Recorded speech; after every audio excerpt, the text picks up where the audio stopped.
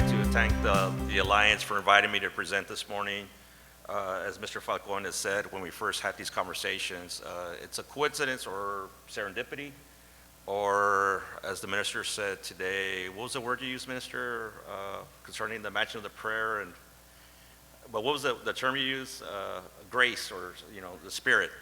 So there's essentially a moment, I think, in the history of our community that is coming around these issues from different quarters. We may not be all knowing what we're doing respectively, but I think we're starting to become aware of what our efforts are. And indeed, that's one of the purposes of Refusing to Forget. Refusing to Forget is an organization of 5 scholars who look at this history of violence, and in particular, look at the history of state-sanctioned violence. In other words, the state was implicit in the coordination of the killing of Mexicanos systematically during this time period. And when there were other instances when the state wasn't implicit, but complicit in creating the environment and in not prosecuting vigilantes who lynched Mexicanos as well. So you created an overall environment of violence that then had many consequences, one of them, for instance, being the loss of land that you're interested in looking at. So this is an important time, and as a historian who's also part of the American Historical Association, I'm a teaching division counselor, so the American Historical Association is based out of Washington, D.C., and it's the largest association of historians for the United States, over 13,000, I think close to 14,000 members. We get involved in legal actions all the time. And historians are very important when it comes to legal actions, in the sense that we create a lot of the legal briefs to provide the historical context for the court then to determine what remedies they should come up with concerning particular issues of justice. And this is why history is so important within our lives, both in our personal lives, within society at large, and also for the judicial system. So let's get into where we're coming at now. Let me talk a little bit about the organization. Here are the names of the individuals who are involved. John Trinidad Gonzales is the Associate Director of the Center for Mexican American Studies at UT Austin. He's also in the Department of English. That's myself. I'm at South Texas College. Sonia Hernandez is at Texas A&M University in the Department of History. Benjamin Johnson is at Loyola University in Chicago, formerly of SMU, and I'm going to mention his book as we get into the presentation. And Monica Munoz Martinez is at Brown University in the Ethnic Studies Department. And in particular, she has looked at the issues of historical memory related to violence. She's really focused on the issues of violence. And that's our website. So if you want to learn more about the project and what we're doing, it's called refusingtoforget.org. I think I told somebody earlier .com, but it's .org. And the project is specifically, again, looking at the history of state-sanctioned violence between 1910 and 1920 in Texas. And part of that, let me get into what our goals are. We first came together in a conversation in 2013. And we knew that the 100-year anniversary of the Matanza of 1915 was coming up. And we felt that as professional historians who've written about this, there are extensive articles about the Plan de San Diego, for instance. There are some research on the victims who were killed. We're still in the early stages of that research, of knowing more about the victims and their families, because one thing I always emphasize is when somebody is killed, it's not an individual. It's not simply a name of an individual. It is somebody's father, somebody's brother, somebody's grandfather, somebody's uncle, somebody's son.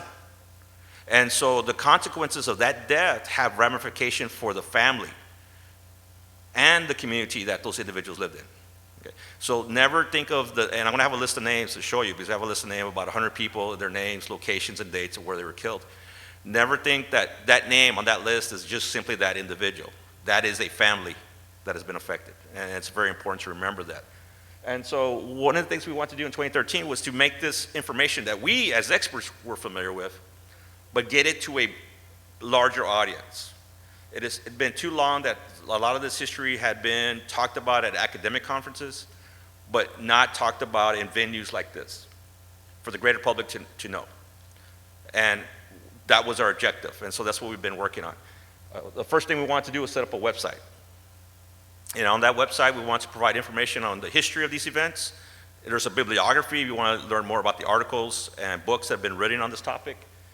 And also, we're going to be creating a mapping project pretty soon on that, and I will talk about that, I think, in a minute. But what the mapping project is going to do is actually give the ability for people to go on, pick on a dot, and they're going to learn the name and the family, about the family, and also whether, one of the things I want to put on there, whether that individual owned land or not, and if we can trace what happened to that land.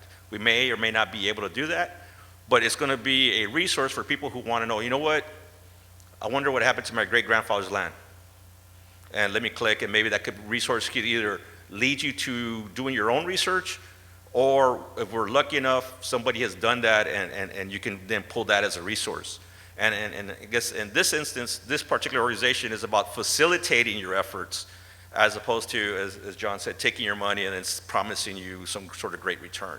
So we're here to facilitate and be a resource. So one of the big things we want to do that we knew that could get a lot of attention is, we might write a book, maybe 100 people read our book, maybe 200 people. They're history books, right? And they're not popular history books. They're books for other historians. So we knew we needed to have an exhibit. Because where a good book might get, say, 300 readers, a solid exhibit would get over 10,000 visits.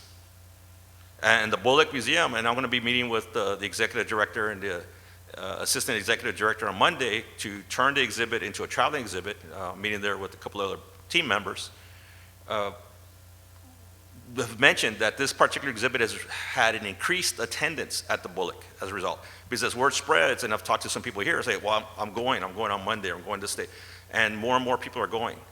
And so we're very, very pleased that the Bullock took it on. Now, to be honest, when we first talked about venues to create the exhibit, and we mentioned the Bullock, which is the State Museum of Texas, we were like, I don't know if they're going to want it, right? Because the Bullock has had a very sort of traditional view of Texas history. We were lucky 2 years ago that the museum had gone under a transformation with new leadership that was seeking a much more complex, much more nuanced history of Texas that indeed dealt with or was going to deal with difficult issues. And so when we came in, we were lucky and very fortunate that this new staff was there, and they embraced us in the sense, yes, we want to do this exhibit. So we met with them and beginning in 2013, 2014, I think that's when we broached them with the idea.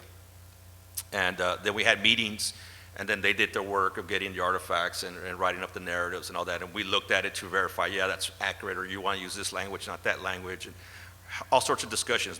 It's their exhibit, but we were the consultants. We were the advisors on how to go about the exhibit. And none of us were experts in designing museum exhibits either, right? So we just had the content expertise that was coming to, and they brought in the skill sets to put on the exhibit. And so we're very, very, very glad that the Bullock did this, because this is the State Museum of Texas. So this is the first time a state institution at Texas is acknowledging these killings, that the state of Texas was implicitly involved in the killings. Now, it's not the same thing as the state legislature recognizing that. That's a bigger struggle that we're going to try to engage in. And as I said, we're working on a traveling exhibit. Historical markers. We wanted to get into having historical markers for the community to be able to go to. And there's 3 markers we succeeded in acquiring. The Matanza of 1915, which is what the Mexicans called the Massacre of 1915. The massacre occurred between July of November of 1915, and we estimated around 300 people were killed. We have a list of about 100-something people. That marker is going to be going up in Cameron County sometime later this year, we believe. Jovita Idar, from the Idar family in Laredo. She was a journalist. She wrote editorials against the Texas Rangers and against the killing of Mexicanos. The Texas Rangers went to her newspaper office in Laredo and removed the printing press. She tried stopping them. They moved her out of the way, which was very brave because they could have very easily killed her, but they didn't. They shut her down, essentially because she was critical of the Rangers and the state of Texas and what was going on. Unfortunately, as a historian, many of the Spanish language newspapers that existed in the community have not been archived or have not been preserved. So while I might read the Brownsville Herald, we might have had and read their coverage of these events, which is extensive. the way the Spanish language newspapers probably would have covered these events probably would have been much different and probably much more richer in the information we could have utilized for our research. Still hoping somebody's, has these old newspapers in their attic or in their home or in their ranch somewhere, right? One of the things we struggle with as historians in South Texas is encouraging people who have these documents to have them saved in an archive.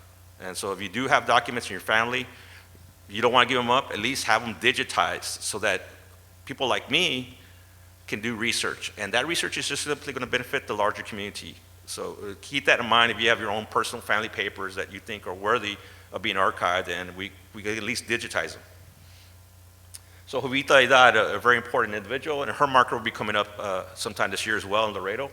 And then the Porvenir massacre that happened in 1918. The Porvenir massacre was very important because it's a catalyst to the 1919 hearings concerning the Rangers, right? That massacre made international news. This is a time coming after World War I.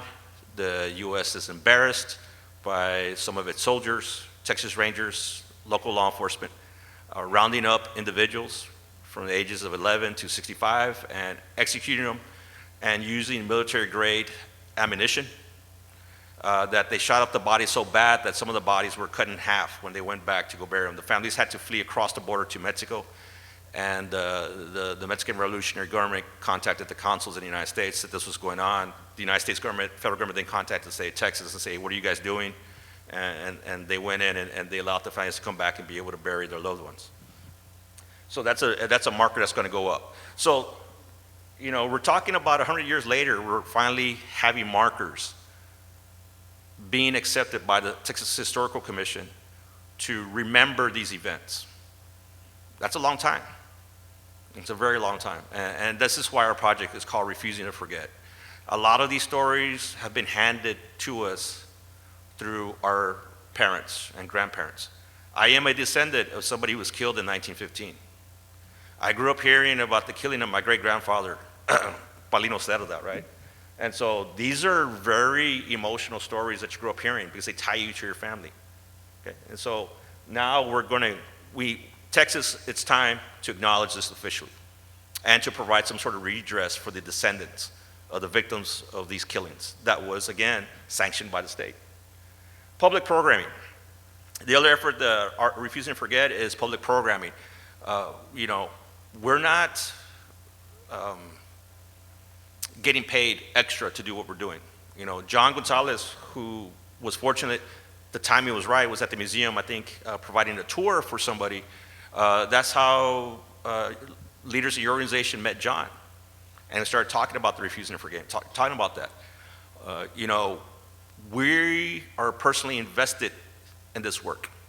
We are personally invested because it's our civic responsibility as scholars to bring this information to a wider audience. And that is not always supported by the academy. The universities don't say, well, yeah, that's great, but that's not good enough to get a promotion. But for us, it is important because these are our communities that we're talking about. Okay? And so public programming and coming to public events like this is very important. Sharing these stories to a wider audience, utilizing my expertise in the research areas is very important, as well as the other team members, right? No one person could do this. This is 5 of us, and hopefully more and more people will get involved in doing this research besides us. And that's the spelling, but it should be publicity. Bringing publicity to these events and this history.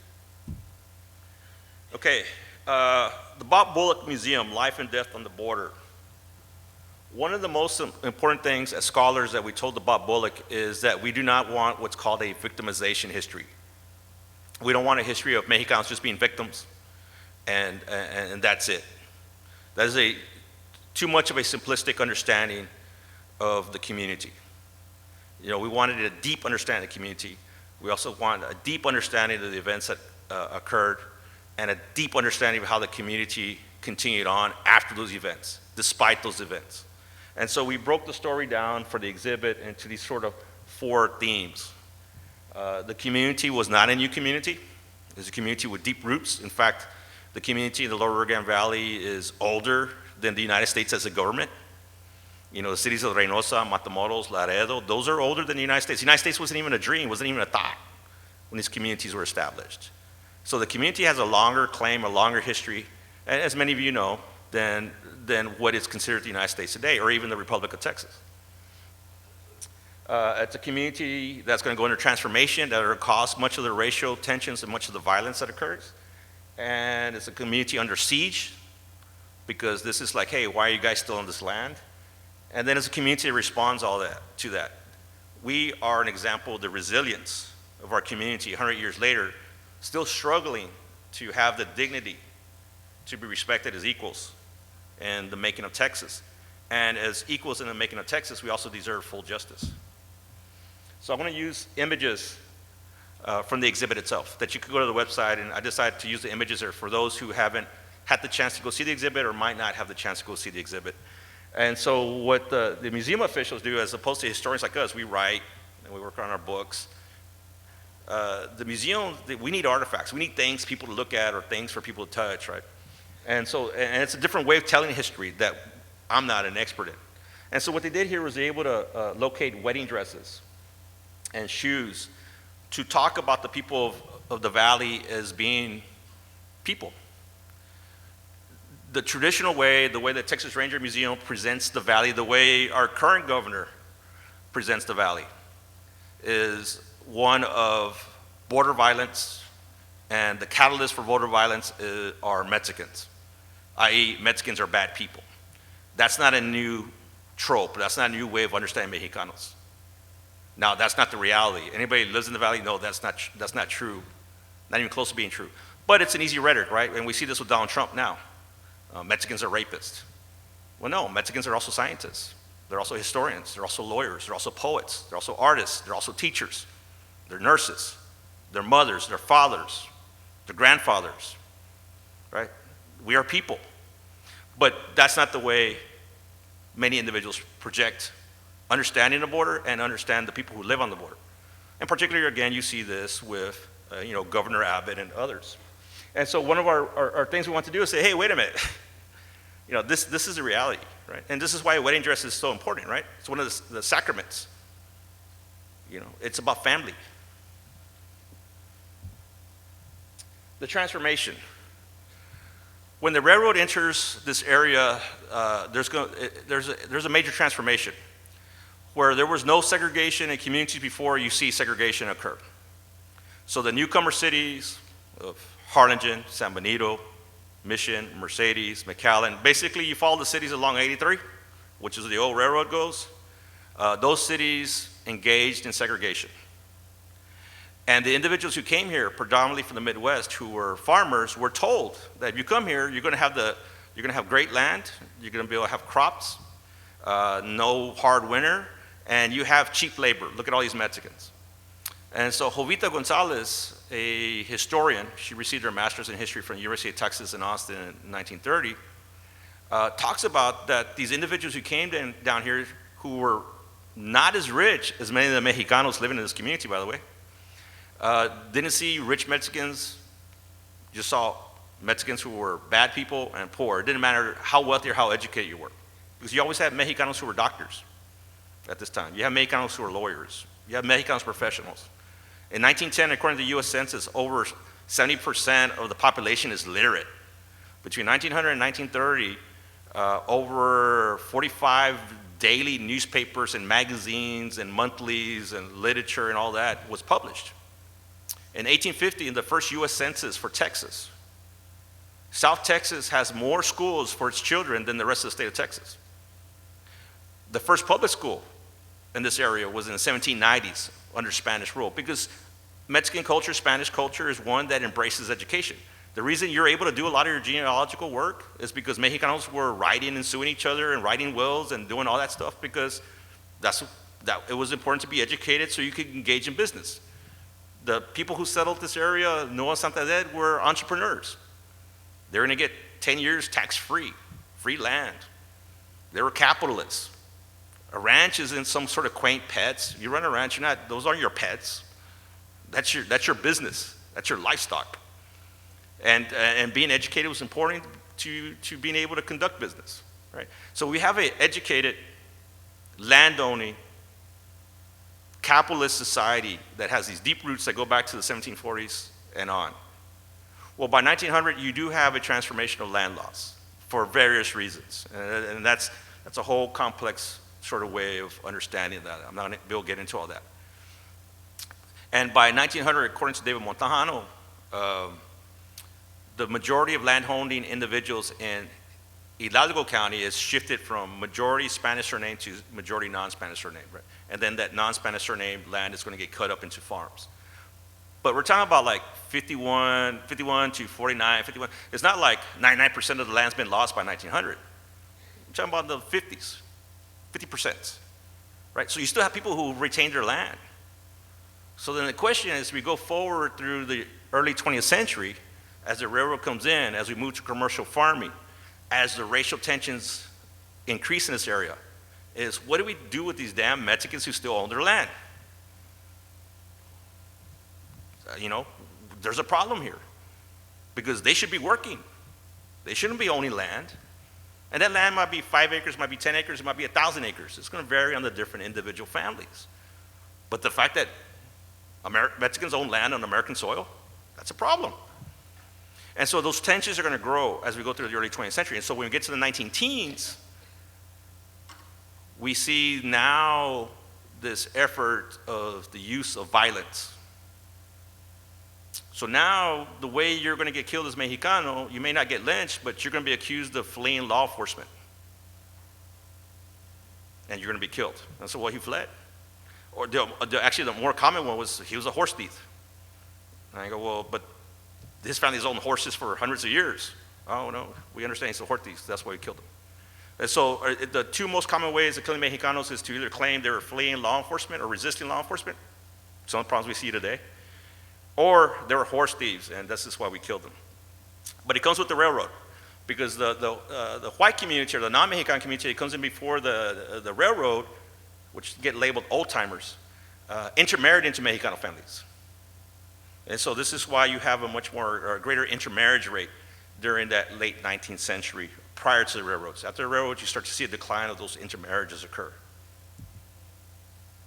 And so this is a photo of Mexicanos leaving to Matamoros. What had happened was, as the rates of killing continued to escalate from the summer to the fall of 1915, families decide, you know what, I got to get out of here. So to give you a personal story, my great-grandfather, Paulino Cerda, and his father were killed by the Rangers. And so my great-grandmother had to do something. Now, my grandmother was only 1 year and 3 months old, Eulalia Ortiz. So her father was killed when she was an infant. And so Santos Gamboa packed up her buckboard with all her belongings and all her children and moved to Edinburgh. She had her own dairy cattle. She had property she rented. And she had a grocery store. I only have very brief memories of her, but she died when I was 4 or 5. I have a photograph of me, my mother, my great-grandmother in the nursing home, and some other women celebrating her birthday. So that's the only memories I have of my great-grandmother. And then the store she ran, where I'd go and buy gum and stuff like that. And if those of you who grew up in the valley and you're in the barrio, there's always that one neighborhood store. And it's not also surprising that many times the stores are run by women. Mexicana women are very good entrepreneurs, and it's a history that doesn't get talked about enough, by the way. And so my great-grandmother, while she didn't move to Matamoros, she moved to Edinburgh for safety. There was a saying during this time period, it's easier to buy land from a widow than to buy from a family. So you eliminate the male, and then you threaten the rest of the family, and they leave. We see this today. We see it on the southern side of the border by the cartels. They basically go to people who have their land, and trust me, a lot of those students are coming to my class. They go, I had land, what happened to your land? Well, we don't have it anymore. What happened? Well, the cartel came and they ran my family off. The Texas Rangers were the cartel for the state of Texas. They were the hitmen. And so you have this fleeing. But we also have a history of resilience. And this is very important. We have not left. And we have endured. And we continue to struggle. And so when you go to the Bob Bullock Museum, if you haven't been there, the last part of the exhibit is this history of resilience. and civil rights. During the 1920s, after the 1919 hearings of the Rangers, that really didn't lead to any real reforms, led to some firings. You're going to see the beginning of the first major Mexican-American civil rights organizations developed, culminating with the 1929 foundation or creation of the League of United Latin American Citizens, LULAC. Many of the leaders there are from the Valley, but you had leaders from all over the state of Texas come down. And it's in response to this history of the teens, where we need to do something to challenge and push back against the violence of our community that's being conducted against our community. So we have one resilience, and this is a painting by Carmen López Gatza from Kingsville. She's a famous Chicana artist. You've probably seen some of her paintings in children's books. If you buy children's books that are bilingual, they usually use a lot of her images. She was part of the Chicana movement art effort, but instead of focusing on what we consider the Chicana power art, you know, what you see with the UFWs or the Brown Berets, all that, she goes, no, that's good, but my political art is telling the rest of the world, we're families. Because non-Mexicanos don't see Mexicanos as families. They say, well, you guys are rapists. You guys are murderers. You guys are lazy. You guys are ignorant. I remember one time I met a woman in Vegas. She was from England, living in LA, and I was showing her how to play craps. I thought she was attractive, and we're talking. I'm like, oh, okay, this is kind of going good. And then she goes, where are you from? Or what are you? And I said, well, I'm Mexican. She goes, oh, no, you can't be Mexican. You're too smart. You have to be Spanish. I didn't like her after that. But that is the perception of Mexicanos. That is the perception. And this is why we engage in the work we engage, to push back against those perceptions. And so in order to do that at the Bob Bullock, we want to talk about the long history of the community, a history that should understand the dignity of the community, the economic and racial transformations that occurred in the early 20th century, particularly as a result of the railroad, the violence that occurred as a result of that transformation, and then the aftermath of that. And we're still continuing to live that aftermath. We are still continuing to deal with those efforts. Now, this book, if you have not read this book, I suggest you put it on your reading list if you want to learn more specifically about these events. Now, there are more works devoted to this, but this is Benjamin Johnson, who's one of the members. He actually contacted me. He's one of the spearheading forces and saying we need to remember this history, and particularly push back against the Harrison Sadler's crowd that tries to talk about how great the Rangers were, and yeah, they did some bad things, but those were bad Mexicans anyway, so we should give them a pass. You know, he pushes back against. I pushed back against this. In fact, Harrison Sadler spent like a page saying I'm wrong, which I'm not, but that's what we do as historians. But definitely get this book, and I'm going to read you some quotes because in talking to John, one of the things that he is looking at in his legal mind is how do we tie this directly to the state. Now, we know the state's involved, but I want to get at how we can, at least at this point, link it to the state, and then how do we take that next step to actually document it so it could actually be utilized in a court case. So from pages 120 to 124 in Benjamin's book, I have some quotes. And so I'll read the quotes for you just so, and I know John can't see it from there, but this is a Ranger report. I believe it's Ranger Hamer. This is the quote on his report. Captain Ransom. On a scouting ride in September in South Texas, this is what Benjamin writes, he cheerfully reported back to the head of the Ranger force that, quote, I drove all the Mexicans from 3 ranches, Rancho Leona, Rancho Nueva, and Rancho Viejo. So here's the Ranger reporting back to the state of Texas saying, hey, I just ran off the Mexicans off this land. The next question we have to ask as historians is, what happened to that land? Okay, and now that's Benjamin. Now he wrote this book back in 2003. So this book, this is where us as historians need to connect with you guys, so that you guys can take this information and if you can use it in your case or your cases or your claims, that's what we need to do. Reading from another quote on the same page, referring to the running off of Mexicanos from their land by the Rangers. Benjamin says, such removals could be profitable as, and this is from the New York Sun newspaper, as the general exodus of Mexicans is furnishing a field for rich profits for persons desiring to buy cheaply the property of these refugees. That's from the New York Sun. Okay. So it wasn't like these people were like, oh, they're killing Mexicans or whatever, you know. They're like, yeah, there's certain people we're going to kill, right? So they would say these people are bandits, but these are bandits with land. What might be the motive? Now, to be fair, there is an insurgency. There is the last effort to take the land of the Nueces back into Mexico. So there is an insurgency. But the insurgency is going to be used as an excuse by certain individuals to kill by the Rangers to kill other Mexicanos who are not involved in the insurgency, but they say, well, they're part of the insurgency, and it's considered okay because people are freaking out. And this is a newspaper quote from the Brownsville Herald in 1915. And so I'll read it. And it's a long story, and it's right after the Norias raid, and one of the more famous raids that occurs during these events. With the coming of the battalion of the 19th Infantry from Laredo to garrison Raymondville, Harlingen, Sebastian, and San Benito, and the arrival Tuesday of Captain Sanders' Ranger Company, ordered here from Laredo and Del Rio, officers say they will have the situation well under control.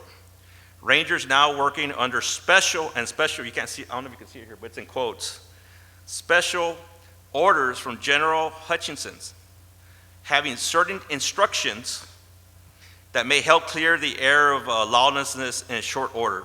It is not unlikely that the certain instructions order them to shoot to dispose of suspicious characters on sight.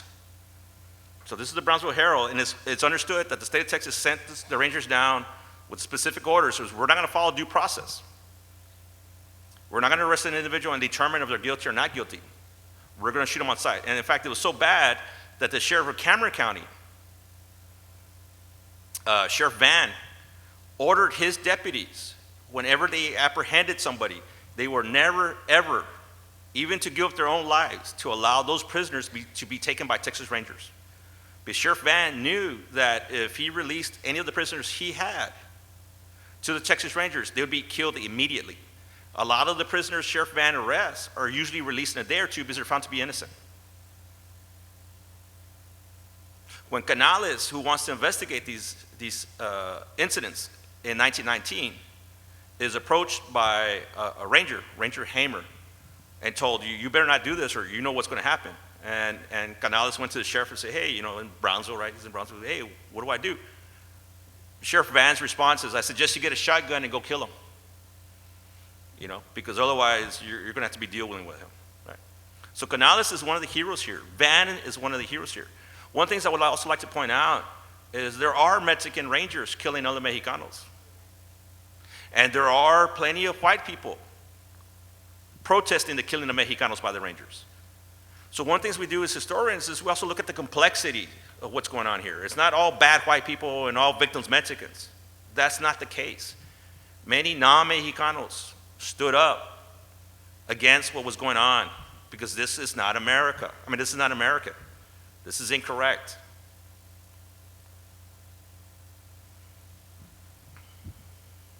So here, you can't really see it. I have a partial list of individuals killed. It's a list I want to share with the organization to put up on their website, and so we'll format it so it's easier to look at. Maybe you might be able to track down some of your relatives who may have been killed in 1915, and then maybe you could contact us and help us learn more about the history of your family. And so it's over 100-something people listed. The list was put together by Frank Pierce, who was a son of a U.S. consul living in Matamoros. He kept a running list that he shared with the Secretary of State of the United States. The Secretary of State of the United States contacted the general in charge of the operations down here. He asked, do we know how many Mexicans were killed? And he says, well, I know this individual has a list. And so this is part of his list. Now, Jesse Perez, a Texas Ranger, who's buried in Westaco, by the way, kept his own list. He wrote up a memoir. The memoir is at UT Austin. It's in the Center for American History.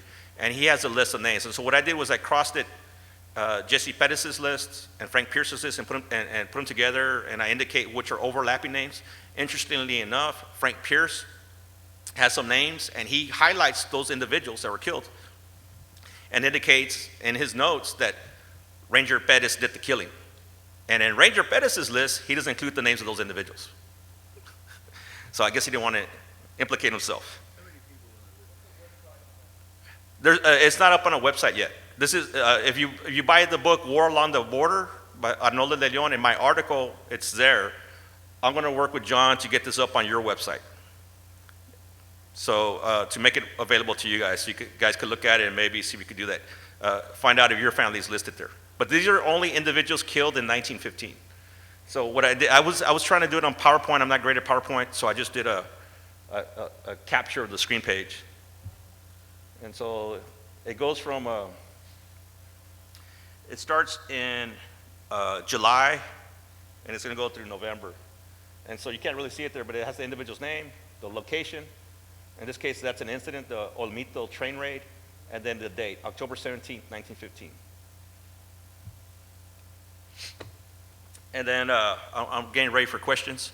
I just have this book by Medico Paredes with his pistol in his hand that talks about, one of the first books to openly talk about the killing of Mexicanos by Rangers as part of his examination of the Battle of Gregorio Cortes and the history of Gregorio Cortes. In particular, he talks about the Flores killings.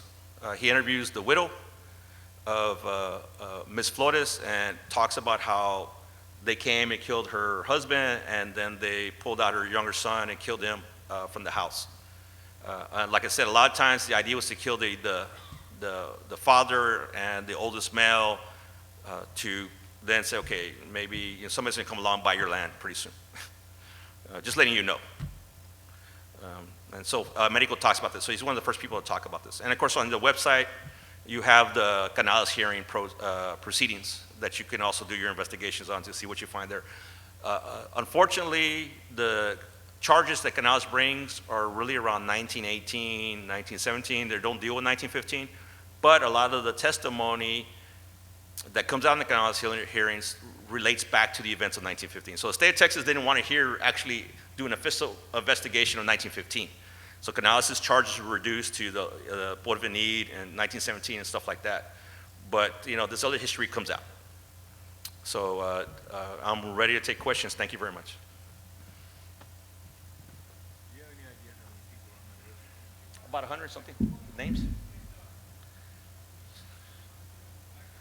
There's a mic up here, I believe, if you have a question so everybody can hear.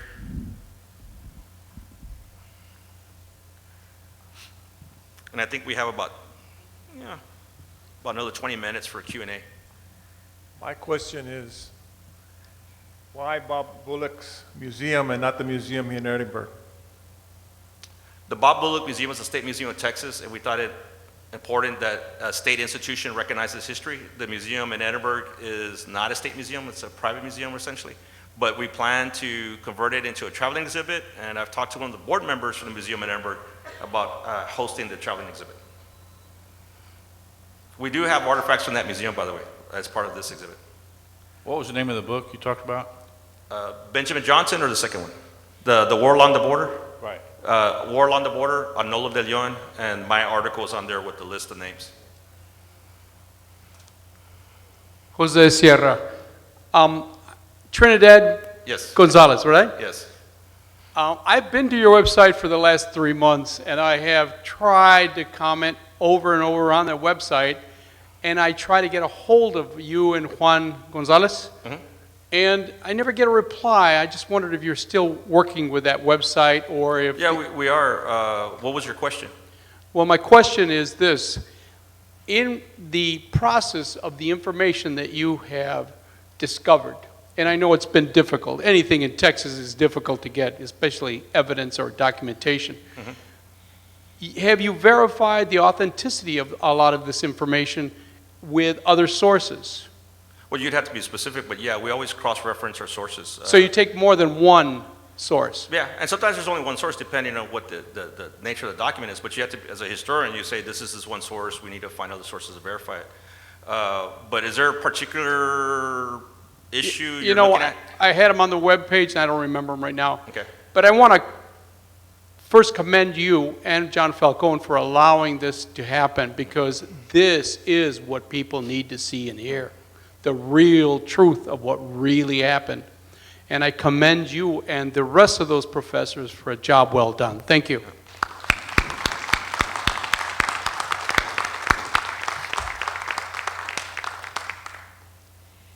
Thank you. Just an observation. As my cousins and I were driving in from Brownsville, we see so much disparity and lack of cohesion within our own society, within our own race, if you want to call it that. If you describe yourself as a scholar, which there are 4 more like you in this particular project, why does it take so long for people of high education to coalesce along the lines of what is really important to the many people that you see in this audience? Why do we always take a back seat and we're not brave enough to say, you know, it's our time. We sit in the backgrounds and we don't talk about it, and now we're coming to the forefront. What took so long, sir? Well, Americo Paredes, who's from Brownsville and wrote this book that was critical of the Rangers, did this in the 50s. There have been other works through the 60s and 70s and 80s and 90s that have been produced. But if you're getting at taking legal action, I don't know how to answer that. Obviously, there's various groups and interest in trying to seek some sort of legal redress. The success or non-success of that, those are various factors you can engage in. Concerning the scholarship, there's over 20,000 PhD historians in the United States. Of that, there's maybe about 120, 130 PhDs that are doing Mexican American history or Chicano history. And of that 120, 130, not everybody's producing scholarships related to these particular events. So then you reduce that number. That's more of a recent phenomenon. So we're talking about 2016, we're talking about 120, 130 maybe scholars who do Chicano history, not all doing this subject. So there's only a handful of us. And so when you're asking why is it taking so long, that's the history of our educational advancement to the PhDs in this country. Okay, the second part, if I may, beyond litigation, beyond redress to the government or to the state in this case, what interests maybe myself and more than one person here in this audience is rewriting the history of the colonization of this area of Texas. Why must our children find out about all the Anglos that did so many wonderful things to make this region what it is today? Why are our names not in the history books? Why must our children have learned nothing from the true history? So a part of any kind of money or monies that could come, one of the basic things that must be addressed is changing the history and putting it out so our children will know the real truth. Agree? Yeah, no, we're engaged in, Refusing to Forget is, the reason we're doing public history is we're also doing curriculum. So we're in the middle of curriculum development. The Bullock is going to develop curriculum around the exhibit so teachers can use it. We've done a couple of teaching workshops in Austin. Obviously, we want to expand that. I'm teaching the first dual enrollment, or I taught it last year, the first dual enrollment Mexican American history course in the state of Texas. This is just last year. I'm teaching the second year in Mission again. We have a follow-up dual enrollment Mexican American history class in Donna. And why is it not in the books, at least at K-12? Well, that's the State Board of Education. And when you have a candidate who's running on the platform that, or apparently said in the past that Obama was a gay Muslim prostitute, and that's a leading contender for somebody to be on state education, the State Board of Education. There's a politics here. I don't know if you followed the political fights at the State Board of Education over including Mexican American studies, social studies, within the curriculum, and they rejected it. It made national news, and a lot of people from all over the state of Texas went and protested, and the main advocate was Ruben Cortez, who was the State Board of Education rep for this region, who pushed it. Unfortunately, it got pushed back, and the real power, honestly, if you want this in your schools, is you got to elect the school board members at the local level to engage in this curriculum, promoting this curriculum. Now, I'm part of NOX, which is the National Association of Chicano Studies, Texas Foco, and we have a Mexican American Studies K-12 focus group. And what we're doing is we're developing curriculum and resources for anybody who wants to access it throughout the state of Texas. So there are efforts to get this into curriculum into the books, but the reality is, until we take political control of the State Board of Education, you're going to continue to have these problems. So one of the best bets is to have dual enrollment courses that you don't have to adhere to the State Board of Education anymore, because now you're dealing with college level history, and you can engage in these subjects. A lot of times my students come to STC and they ask, why didn't I learn this history before? Because I include, in this case, a lot of Valley history. But so this is where the fights work at the local level, and they work all the way up to state level. And as John said, if you don't vote, these are the consequences for not voting. These are consequences for being apathetic at politically. So thank you for the presentation, sir, and there's a lot more work to do, Oh, right? there's way more work than any one person Thank can do. you. We need your help. Yes, I just have a real quick question. You may answer this by yes or no, maybe. Are you vested in any of the land grants in question? No. Okay. And it's funny because I always see my great-grandmother had property. I mean, she couldn't have bought property in Edinburgh and had cattle and the store unless she had some sort of financial means, right, when she left Laguna Seca. So I just barely tried doing a land search under my great-grandfather's name. But I'm probably, and that was just yesterday, by the way. I found a way to do it in the county for free. So now I want to do it for my great-grandmother to see if she was possibly the landowner and if she sold that land. But I'm not involved in any litigation or any of those efforts.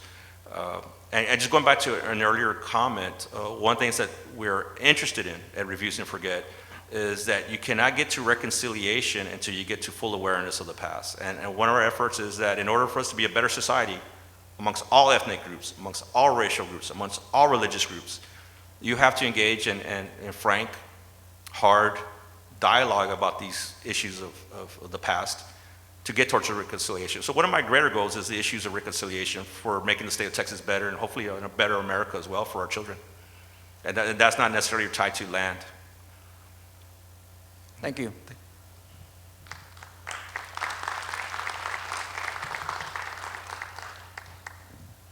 Let's see. Any last questions, comments before we go eat? I got one person. Yeah, two. Yeah. Well, I've experienced, my family has experienced exactly the history you're talking about. Mm-hmm. I'm from Granjeno, that's south on Sherry Road. Yeah. And we still live on part of our land grant. And we have fought to this day, we've been fighting to keep our land. And we did lose most of our land by adverse possession through a court litigation system. And then is when John Sherry wanted all that land for his agricultural purposes. He obtained about a good 14,000 acres. He left us, there was a railroad track, south of the railroad track is where our property is to this day. But slowly, through litigations, we have been losing that through the years. The federal government has taken most of it now, all the way towards the river. And we had a litigation. When they're going to build that on Salduas Bridge, we had to get together and fight to get incorporated as a city to exist. When they built that border wall, we had to literally go to the media internationally, federally, internationally, and fight for that area because they were completely going to wipe us out. They were going to extinguish Granjeno and the whole community when they were going to build a double wall. So we fought, and we have that border wall as a backyard right now. But because of the dam, because of the bridge, we have lost everything. This has been in the last few years. All the property towards the river is now federal property. I can relate to how, to this day, we're still fighting politically. It's all political. Whoever is in power is the one that controls. And we're just the little people here. We have no voice. And that's why I will fight until the last breath in my body. Because we have had to fight just about everybody. And that's why I love to hear history, because I know my family had to fight for what they have right now with, using guns, whatever they had to use, but they fought the Texas Rangers as well. And I have a sad story. My father told us once when the Rangers went in there and got this man, and they dragged him, wrapped him in barbed wire and dragged him in front of the whole community. And what happened to that person? Nobody knows. So, see, I know what you're talking about. And that's why I will always fight for this cause, always. So thank you very much, sir. Thank you. And it's these kinds of stories that we're trying to recover and put forward. Yes, ma'am. My name is Gloria Gibney, Munoz Gibney. In your presentation, when you put your exhibit out, has it traveled outside the state of Texas? No. In fact, I'm meeting on Monday with the Bullock Museum to talk about, let me pull that back up, to talk about how turning it into a traveling exhibit. We're going to have to submit an application to the Smithsonian traveling exhibit sites, and if they accept it, then they will take on the efforts to convert it into a traveling exhibit. And of course, when the Smithsonian does anything, they put a really robust curriculum around it, because that's a mandate from Congress that they have. Right. And we've had people already express interest in housing the exhibit, including Edinburgh, but other like Reynosa, Monterrey, and other areas, possibly Mexico City. Other areas outside the state of Texas have expressed interest already. The coverage for the exhibit has gone on an international stage already.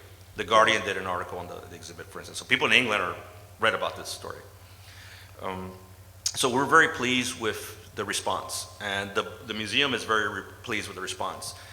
Now, the process to convert it into a traveling exhibit, one of the things we're insisting on as part of the Refuse and Forget members is we want to make it as cost effective for smaller communities to be able to house it.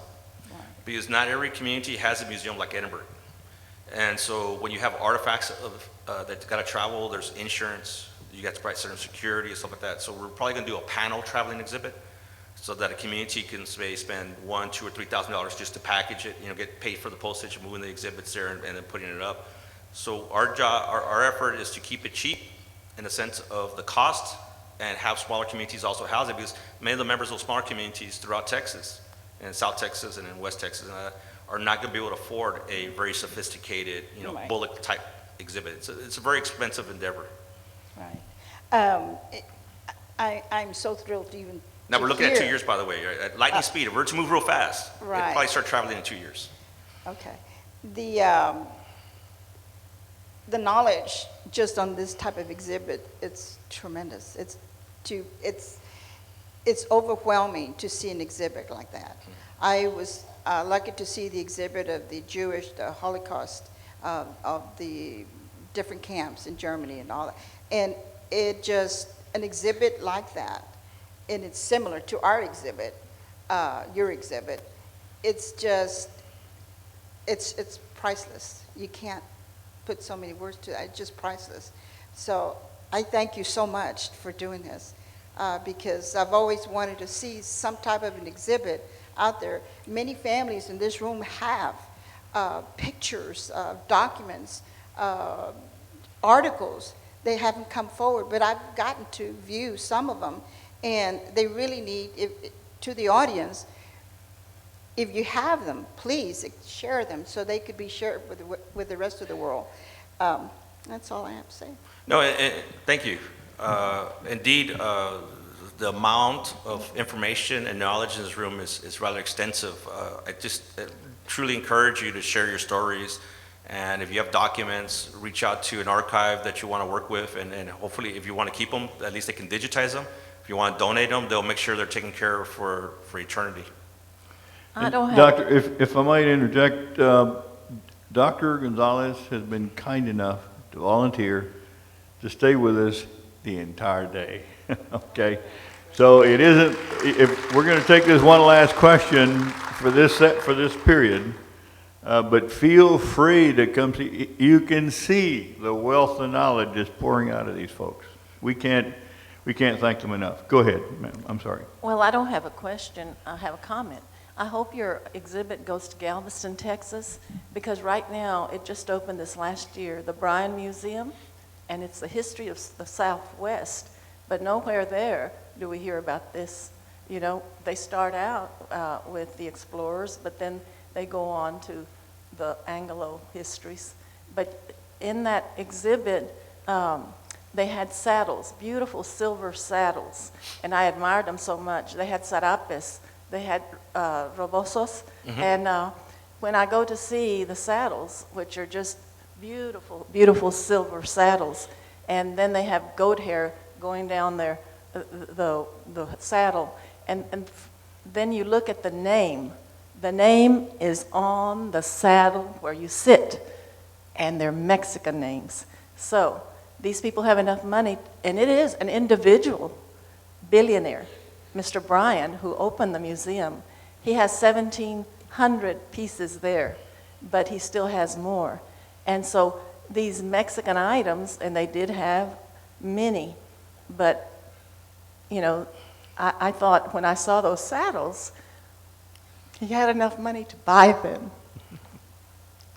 Thank you. You know, one of the things the exhibit has done is forcing other museums to really reconsider how they tell the story of Texas, Right. and particularly how they tell the story of the Texas Rangers. 10 years ago, the Texas Rangers Museum's reaction to what we were doing was say, well, they were bandits, they were bandits, they were bandits. Now the Texas Ranger Museum's official response, as well as the other historians who defended the Rangers, is, well, these were bad Rangers. But then they'll say, but Texas didn't know, right? At the symposium we had at the Bullock when we opened up the exhibit, there was an individual that says, well, these were just outlier Rangers, right? Because in general, the Rangers were good and all that stuff. And I go, no, I didn't put it up here, but the Secretary of Defense of the United States and the military commander of the forces down here contacts the governor of Texas, Ferguson. And I think we're going to hear more about this today, and basically states, hey, look, you need to stop these Rangers. They're indiscriminately killing people. The Bureau of Investigator, the precursor to the FBI, who comes down here to do the investigation, says that postcard, and you're going to see a copy of this postcard, or one, I don't know if it's that exact postcard, it's the one with the last sued individuals, is causing all the problems down here. You got to get rid of the Rangers. So the federal government was fully aware of the Rangers, what they were doing, and they were informing the governor of Texas. The governor of Texas just didn't care. You know, this is why we talk about state-sanctioned violence. You're going to see a copy of that postcard in just a little bit. I think we're going to take lunch now. Let's take about 30 minutes. We're going to have Mr. Benny Bach talk to us about where we're headed.